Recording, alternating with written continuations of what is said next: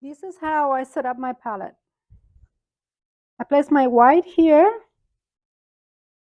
and it's important to notice that I add quite a bit of Naples yellow to the white because I like my whites to be really warm. I always do that with every painting, no matter what.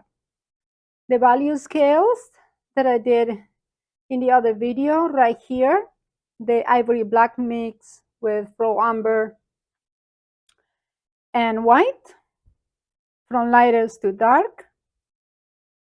This is Winsor & Newton Naples Yellow Light. This is Cadmium Yellow by Winsor & Newton. Rose Sienna. Transparent Oxide Red by Rembrandt. Burnt Sienna from Winsor & Newton will work the same way. This is my favorite color, actually, and it is very expensive, but it's worth every penny. And this is Williamsburg Quinacridone Gold Brown. I mean, this one is very transparent, but as you can see, side by side, they look the same. It looks the same as the Transparent Oxide Red, but the difference is this is substantially more orangey and muted down. It just tones down the oranges and the pinks, just beautiful. So I use it for the background, I use it for this background, I use it for everything. This is burnt umber. I won't be using it very much. I found out burnt umber is very easy to make with Transparent Oxide Red or ultramarine blue, but I just put it in here. And this is an orange that I absolutely love, and it is Michael Hardin Orange Permanent. Michael Hardin Permanent Orange. I love it. It's my new orange. It's very transparent and it's more pinkish than the Cadmium Orange by Winsor & Newton. This is Bright Red by Winsor & Newton. And I'm using Bright Red instead of Cadmium Red because I wanted to lean a little bit more towards the pink, and Bright Red is more pink than the other ones. This is Permanent Rose by Winsor & Newton. This is Permanent Rose and Ultramarine Blue mixed together. This is Permanent Rose and Ultramarine Blue mixed together, but there's a lot more Ultramarine Blue than in here. So these two I make by mixing this one, Permanent Rose, and this one, Ultramarine Blue.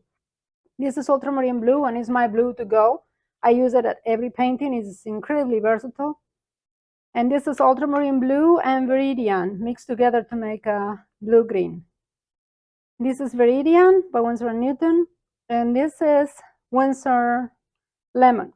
And I have it here instead of here because it leans towards green, so I like to have it close to my greens. This is Winsor Lemon and Black, and it yields a pretty olive green, very, very useful. And this is just pure black. Now, these are tints, and I like to mix the pigments with a little bit of white just to really show you what you have, because it's very difficult to see right here. But once you add the white, they really come alive. And even though I memorize pretty much every color and I already know how it looks like, sometimes it's much faster. You've been painting for hours, you're exhausted, and you really want a fast visual help about what that color really looks like, especially when you're doing tints, really light versions. And let's say that I'm making a mixture in here and it needs to have the orange, but only a little bit, and it's a very light mixture. I will grab from the tint rather than from the orange, just so I don't have to keep adding white. And it really, it minimizes how much paint do you use. And the reason why I make my palette in here instead of making the palette in the palette that I already have is because by the end of each painting day, I can just close the lid and put it in the freezer.